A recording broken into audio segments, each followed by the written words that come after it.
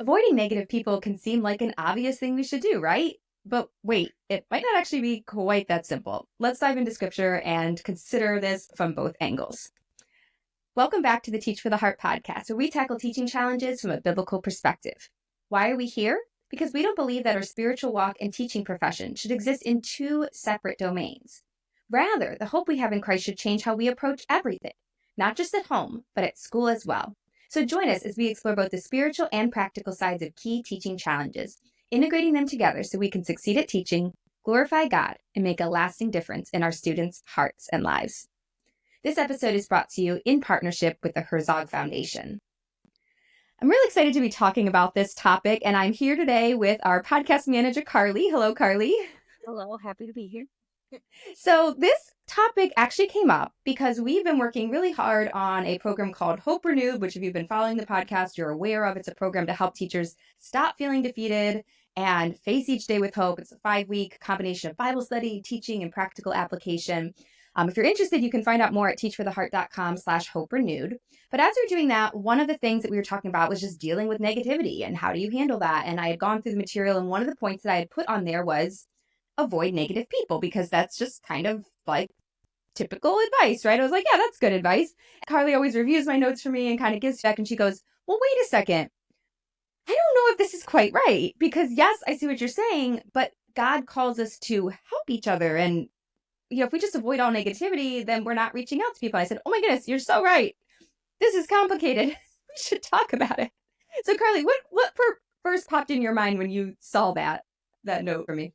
Yeah, I actually think I thought back to when I was teaching and just the challenge of being in a culture of a school. There's things that are really great about being in the culture of a school, and it depends on your school, but there's also things that are really challenging, especially I was in a public school. So, teachers of all different backgrounds, all different, theologies and moral codes kind of thing. And I just remember there were times when it was so easy to get sucked into the negative spiral. And I did. And it felt good sometimes, and that's one of those dangers of being too negative, is that you just get sucked into it and the bitter flavor starts to taste good to you. But I also thought about how there were moments when maybe a more negative person on the staff that I really loved, but also could kind of spiral. Having conversations with that person and being able to sort of bring them to a better place and make them feel heard. So I always felt uncomfortable just leaving, or, I didn't want to be rude. And in some ways, sometimes I probably should have left certain conversations, but there was also conversations where someone needed comforted, or like the negativity was the surface level expression. And there was just a lot more going on underneath that needed tenderness and compassion. So I always had it was always a tension, right? To figure out when to be around and when to address things that are bad and grieve those things and lament those things, but then also not to get sucked into the negative spiral. So that was kind of what popped into my mind when we started talking about this topic. Yes. And so today, what we wanted to do is kind of dive into this in more detail. And you might already be picking on the fact that we're probably not going to button up this topic really nice and neat with a little bow and tell you exactly what to do, because it's complex and it depends on each situation and the leading of the Holy Spirit. But what we want to do is we're going to talk about, first of all, how, why we might need to avoid negativity at times. Then we're going to talk about kind of the opposite side. Why should we not completely avoid it? And then we'll kind of try to put it together and give some advice on how do you navigate that tension between the two. So let's start out with, why is being around a lot of negativity a bad thing? And, I think this one's kind of obvious, but I like what you said, Carly, about how it is easy to get sucked into it. And even sometimes that can even feel good to just kind of go there and just be it can feel really good to complain sometimes.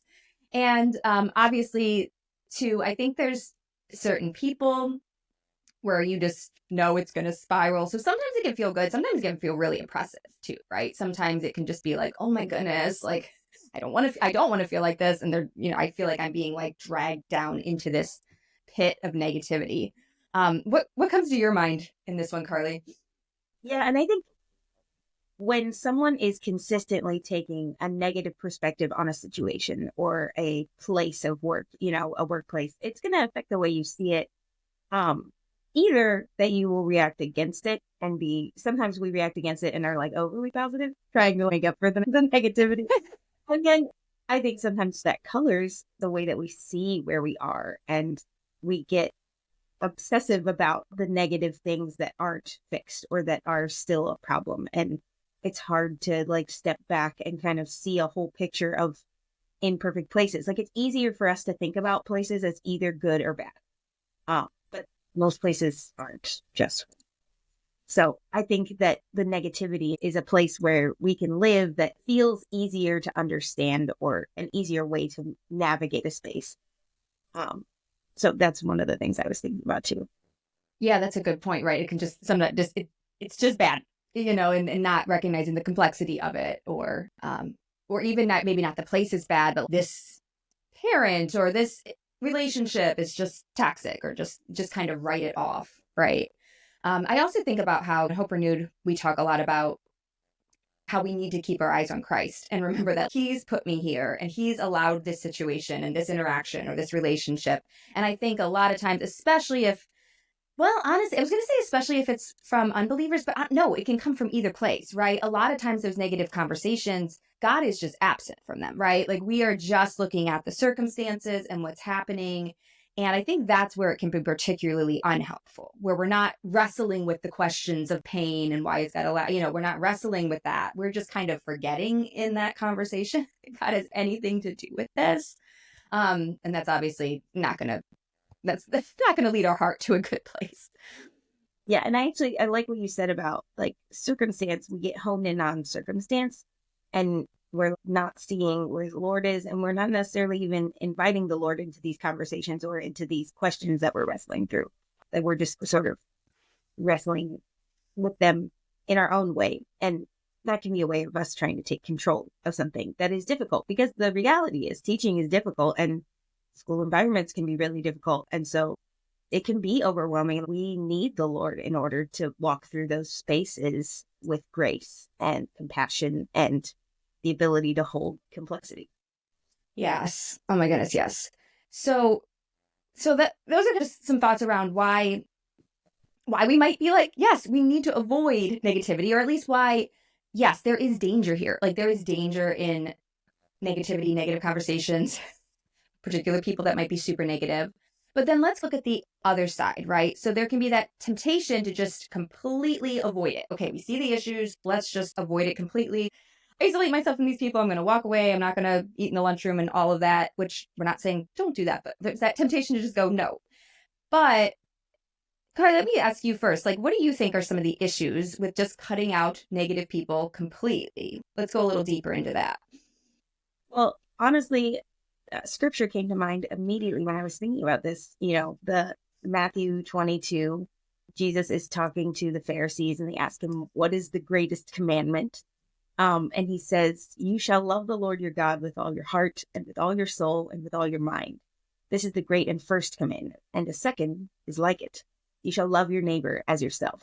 On these two commandments depend all the law and the prophets.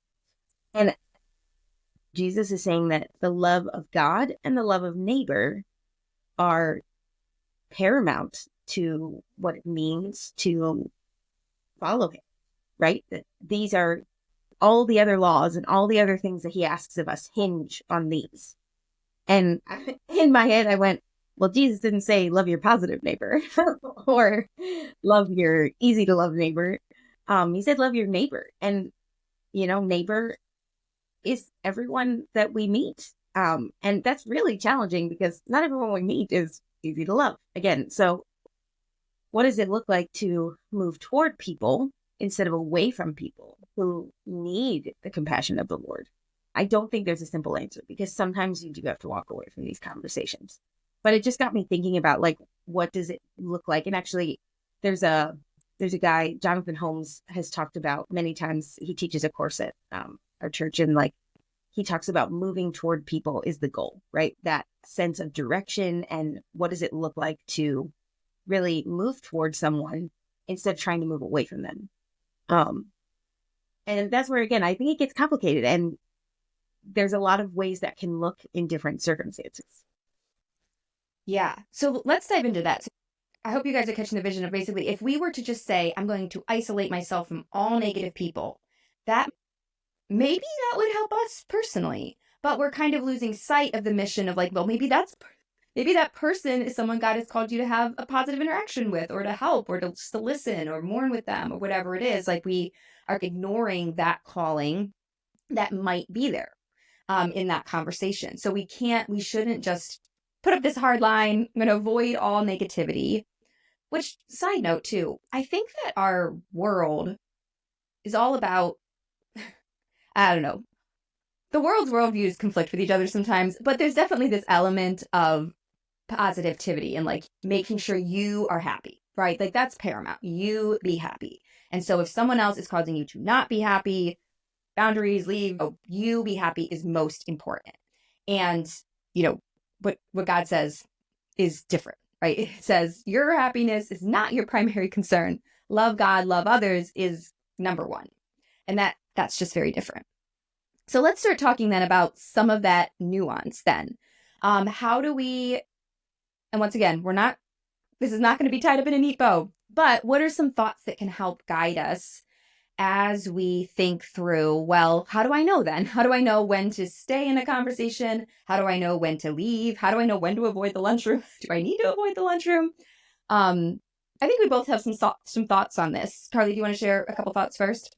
Yeah, I've actually been thinking a lot about even just that commandment, right, begins with love the Lord your God first, right? That one hinges the second one to love your neighbor. But also, there is a sense in which we can't decide this or create these rules for our life or these boundaries or whatever you want to call them on our own. And I found an article because I was like, I would love to hear a counseling perspective on this. So I found a counseling CCEF article by Tim Lane, and he's talking to pastors helping difficult people in the church. But I thought that the language he used was helpful. And he says this: the language of boundaries typically gives the impression that as the helper, you must set boundaries in order to protect yourself from being taken advantage of. If we think in terms of God setting the agenda, the end result will be you loving the person well rather than just protecting yourself. And that's where there's a sense to me in which that sort of looks at two things, right? Like there are ways in which we do need to protect ourselves from negative people, but actually we need to trust the Lord to protect us. And so if we're praying that the Lord will set the agenda for a relationship, even as we walk toward the lunchroom and we're like, Lord, what's your agenda for today? Am I supposed to go into the lunchroom and like trying to hear his voice? And maybe we go in and maybe it becomes very clear very quickly that like we need to leave. You're not going to get it right every time. We never do. But learning to hear the Lord's voice in those moments of discerning, what does it look like for him to set the agenda? I love that metaphor and that way of thinking of it, because it gives honor to the Lord's will for every moment.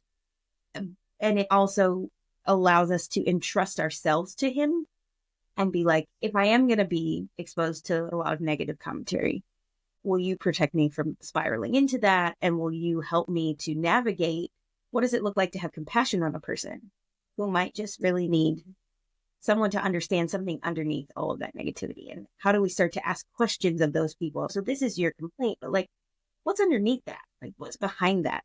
And we don't always have time for these things, but as we think about what relationships the Lord wants us to pursue, those might be some of the things that we're thinking about. Yeah, that's really good, right? Recognizing that it's not just about protecting myself, but like, what does God have for me? What is he calling me to? And sometimes it might be to step aside and get our own minds renewed in him because we're not, but other times it might be to engage and to be involved. And I was thinking about one relationship in my life right now where we're having a lot of conversations and they're going through some tough things. And there's like, part of it is sometimes when we have conversations, most of the time I don't feel sucked into negativity. I feel very much like I'm able to encourage and try to give advice and listen and just be that sounding board. But then there was a time where, and I don't know if it was them or me, but I was like, this week this conversation is really affecting me, and like I can't this week. Like I have nothing, I have no advice. I was like, you know what? This is a good week to just step back. I'm not like leave. It was no rudeness or anything, but it's basically just like I'm not gonna like purposely engage on this topic this week because I'm just sensing it's not. And I think it's what you're saying, like listening to the Holy Spirit, but also paying attention to like how is this affecting me? Am I being able to be helpful, or is this being harmful to me? I'm not helping right now. I think it's another aspect to pay attention to. And that it wasn't like, well, I'm cutting off this relationship. I just need to take a step back. I can step back into it again. And the next conversation we had was phenomenal and very edifying, actually, to both. I think both of us. It was a wonderful conversation. So I think about that a little bit too. I like what you said about just even that, like, you take a break for a week. There's no, God doesn't have formulas, right, for how we interact with people. And, taking not going to the lunchroom, not talking to that person this week or this day isn't like you're a bad friend or, you're a bad coworker, you're a bad neighbor. Space can be good. And the Lord's agenda is what we want to be kind of trying to tune into. So I really like that you said that. Yeah. Another thing that came to mind too is evaluating what is the relationship. So in other words, if there's somebody in your staff that you kind of have no relationship with, they're not your friend, they're not coming to you for comfort, they just spout off every time you see them, and it's sucking you in, then that might be one where you're just like, God, I don't sense you're calling me to this. I sense this is an avoid situation, right? There's no edifying happening. There's no relationship. So this is another thing to think about. Like, what is the relationship with these people? If it's a dear friend who's struggling, well, we should be there for them. Oh my goodness. Like, we wouldn't just avoid that. We should weep with those that weep and be there and go into that dark place with them. But then, yeah, like I said, and then there's everything in between, right? There might be people where, well, no, we don't have a strong relationship, but this is a divine appointment where we should speak. But yeah, there's just such a variety of situations as I think about it. Yeah. I think a lot about the whole calling, right, is transformation, that we're supposed to be transformed into the image of Christ, and that we believe that God can change people. And I think our culture very much goes against the fact that people can change. Like, they talk about growth, but there's, I'm this is who I am. Like, if you don't like it, get out. And even some of what you were talking about, that's just like very hard boundaries, very protective. But if we believe what Jesus says and what God says about the world, then we have to believe that he can change people. And that means that he can change us, and that he can change people who struggle with negativity and can't seem to cope very well, and all kinds of things. And so I even think about too, what does it look like to get around the negativity, right? Like, what are the things that when we think about when we're in a negative spiral, what helps get us out of those things? And of course, prayer. But I think sometimes there's like physical ways that the Lord can help us. I'm a big fan of being outside, but like walking in the woods, there's a whole lot of interesting research. If you ever want to go on a deep dive, research the effect of walking in the woods on stress, because just 6 to 12 minutes could change your whole day, based on the research of how it affects us and what it can do. And so maybe someone who's really struggling with, a tough school environment, maybe you invite someone to go on a walk with you. Maybe you invite them to have a nice cup of tea, like things that are that engage your senses in a way that embodies comfort and warmth or adventure, fresh air, these things that can help us to see God in different ways and experience God's goodness in ways through our body when our mind is like negative, like the negative wall is up in the mind, but can the Lord speak to our senses in different ways that are helpful and invite us into some different ways of thinking?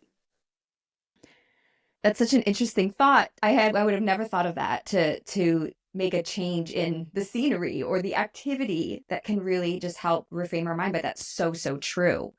Sometimes my mind went more to, can you steer the conversation? Which sometimes you can and sometimes you can't. And it depends. But sometimes there's a way to just steer it in another direction. And sometimes we're not even necessarily refuting what they said. Maybe the negativity is just, this is the reality, but maybe we can bring up something from the personal life or something good that's been happening to help that conversation not to stay stuck there too. So, yeah. Well, thank you, Carly, for talking about this with us. I hope that you guys, as I said, there's no simple answer here, but just recognizing, yes, there are times when we do need to avoid negativity. And especially if you notice this is really oppressing my soul, then maybe I need to make some change in my habits. There are times when it's wise to say, I'm not going to the lunchroom today. I'm taking a break, from this. But then being careful to not isolate ourselves and just worry about that, and recognizing God has called us to engage. Do you have any final thoughts you'd like to share, Carly, before we wrap up? Yeah, and we said it before, but I think it's worth saying again. Like I think the biggest practical thing you can do is to pray and rely on the Lord. He's the one that gives us strength and direction, and just be open to what He has, and being humble and learning. We're always learning. We're always changing. We're growing and being transformed. But just that if you walk away with one thing today, you need the Lord's help in these relationships. And how can you, maybe the question for you to ask yourself is, how can I invite the Lord into this situation more? That is fantastic, right? And it's something as simple as just, God, help me with this relationship. I don't know what to do. That simple invite just opens the door for God to show up. And sometimes it's obvious and sometimes it's not obvious, but you look back and you're like, oh my goodness, wow, it has changed, or it has morphed, or I didn't know what to do in that moment, or it went rough, but I made it through. Right? Like he's there, and he, you can see that. But I do think that just that going to him and asking, inviting him into the situation makes such a difference. He wants to come. He's ready to help. He's like, when are you going to ask? Because I'm here. And he can do amazing things. We have to believe that. He can do things beyond what we could have imagined. Yes. Well, thank you, Carly, so much for just talking with us about it. And I hope this has been helpful to you guys that are listening. If you're listening on the podcast and aren't part of Hope Renewed, we would love to have you join us in that program. You can get more details about it at teachfortheheart.com/Hope Renewed. And if you'd like to check out the notes in this episode, or we will link to that article that Carly was talking about, you can find that at teachfortheheart.com/339. If you've enjoyed this episode, liking it, sharing it, leaving a review, all that really helps it to grow, or just simply sharing this one episode with a friend or colleague that you think it would be helpful to. And that's one final piece of advice I just thought about, is talking with people you trust about it, right? Like if there's a specific relationship or a specific situation, you're like, I don't know what to do with this, pray about it 100%. But one of the means of grace God uses is also other people. So asking advice from other people. Yeah. Glad we've got that in. Well, guys, thank you so much for being here. This episode has been brought to you in partnership with the Herzog Foundation, although all our views and opinions are our own, don't necessarily reflect those of the Herzog Foundation. We look forward to being with you again soon. In the meantime, teacher, remember, God is at work in you and through you, and He's using you to make a difference. Keep your eyes on Him and teach for the heart.